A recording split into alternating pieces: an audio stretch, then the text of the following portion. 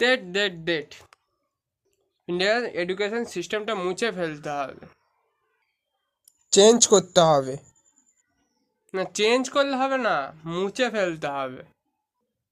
মানে যাতা কি এখন কি পরীক্ষা, মানে এখন কি কোনো পরীক্ষা নিয়ে মানে হয়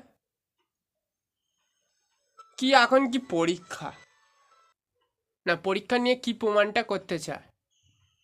পরীক্ষাতে আমি একটা নাম্বার পেলাম, সেই নাম্বার নিয়ে আমাকে জাজ করে নেবে? ওরা জাজ করার কে? আর পরীক্ষার নম্বর দিয়ে কি জাজ করা যায়?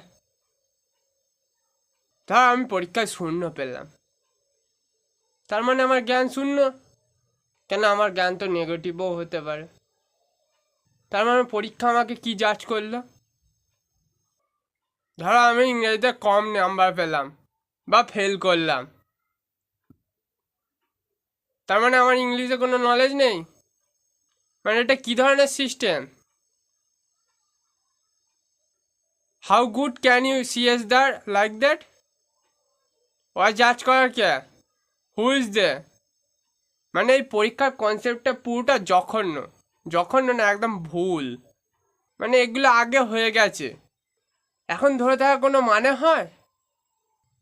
আমরা কি আমাদের এক্সের কথা ভাবি? ওদের ভেবে কি আমরা পড়ে থাকি? পড়ে থাকি না তো। তাহলে পরীক্ষার এক্সামেতেও তো এক্স আছে, তাহলে ওটা নিয়ে কেন পড়ে থাকবো? কত লেজেন্ড আছে ফেল করে করে কোথায় চলে গেছে।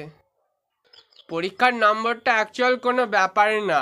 সচিন তেন্ডুলকর পরীক্ষায় ফেল করেছিল,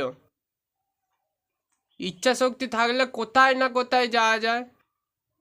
আমারও ইচ্ছা শক্তি আছে, আমিও সচিন তেন্ডুলকরের মতো হতে পারতাম, শুধু খালি খেলতে পারি না তাই। এই যে আইনস্টাইন পরীক্ষায় ভালো রেজাল্ট করতো, ফেল করতো, কি জিনিস সব আবিষ্কার করেছে।